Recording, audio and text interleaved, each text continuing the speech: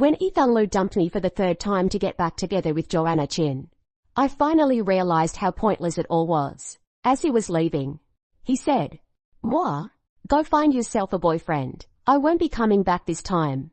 I smiled and nodded, okay. He thought that as long as he looked back, I'd always be there waiting. But later, when he and Joanna broke up again and he came looking for me, he found me downstairs kissing my boyfriend, completely lost in the moment. In the thick of the night, Ethan Lu saw the girl who used to speak so softly to him now gently coaxing another man. "Nathan, stop being jealous." "Okay. I stopped liking him a long time ago. I was about to make a wish when Ethan zoned out for the third time. Absent-mindedly, he pulled out his phone, unlocked it, locked it again, over and over. Finally, the screen lit up with an incoming message. His furrowed brow instantly smoothed. While everyone was singing happy birthday, Ethan just walked out of the room. The singing trailed off awkwardly. The girl beside me touched my arm with concern. "Moi, are you okay?" I smiled bitterly. What could possibly be wrong? After all these years, scenes like this had become all too familiar. People in the private dining room had already started whispering. "I just saw on Instagram Joanna got back to the States a couple days ago. Ethan probably picked her up from the airport." Right. Obviously, everyone knows how much he treasures her. Keep it down. Don't let Moi hear. So what if she hears? If you're going to be someone's backup, you need to know your place. When the real deal comes back, what chance does she have? As the chatter grew louder, the door swung open from outside. Ethan had returned but Joanna was with him. Both wore black cashmere coats.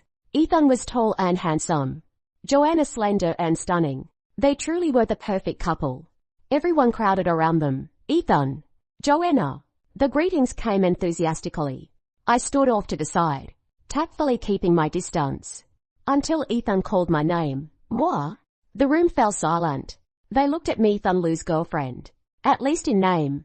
Joanna also looked at me, then unhappily pulled her hand away from Ethan's. Ethan shook his head helplessly, almost indulgently. After whispering something to her that made Joanna smile, he finally walked over to me. "Moi, I need to talk to you." I looked up at him. After a long moment, I asked softly, "Can't it wait until after I cut the cake?" Ethan avoided my gaze. "Moi? Fine." I put down the knife and fork, waiting for him to speak. "You know Joe has always been in my heart." He frowned slightly as he looked at me. "And honestly, you're just not my type. These past few days together have been boring. Are you breaking up with me?" Ethan nodded without hesitation. "Moi? Go find yourself a boyfriend. I won't be coming back to you anymore." This wasn't the first time he'd said something like this to me. Before, when he said it, I'd always stubbornly shake my head. But this time, I smiled and nodded. "Okay." Ethan frowned slightly, as if he wanted to say something. But Joanna had already lost patience. "Ethan Lu, are you done yet? How long does it take to break up?" He said nothing more, just turned and left with his arm around Joanna. I clenched my hands tightly, my fingertips digging into my palms. Yet I felt no pain. Finally, I couldn't help but look up at his retreating back. Each step was decisive. Final. I counted it took him 11 steps to leave the room. When those 11 steps were over, I felt like I'd finally, truly let go.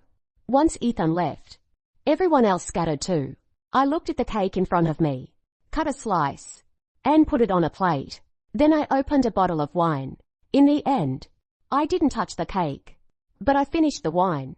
Throwing on my coat, I left the room. In the distance, someone was setting off fireworks. I stopped to watch for a while. When the fireworks bloomed across the sky, lighting up the darkness, I also saw Joanna nestled in Ethan's embrace. She was breathtakingly beautiful, her smile radiant, and Ethan held her tightly, lowering his head to tenderly kiss her forehead. Today was my birthday, but these fireworks weren't for me. I laughed at myself and turned away, stumbling forward. Along the way, some drunk man tried to stop me. "Hey beautiful, wanna have some fun?" I tried pushing them away but couldn't. Fear and panic rose in my chest. Except for Ethan. I didn't know anyone here. But should I call Ethan for help? While I hesitated, Ethan had already left with Joanna in his arms, and the man in front of me had grabbed my wrist tightly. trying to pull me into his embrace. I struggled desperately, but I was too drunk to have any strength. Just as his hand was about to reach my waist, in the deep night, I caught sight of a familiar figure. Nathan Su wore a dark grey long coat, a cigarette between his fingers, apparently on a phone call. The ember glowed and faded between his slender fingers. Mottled light and shadow fell across his chiseled profile, perfectly sculpted features. Without thinking, I called out loudly, "Doctor Su."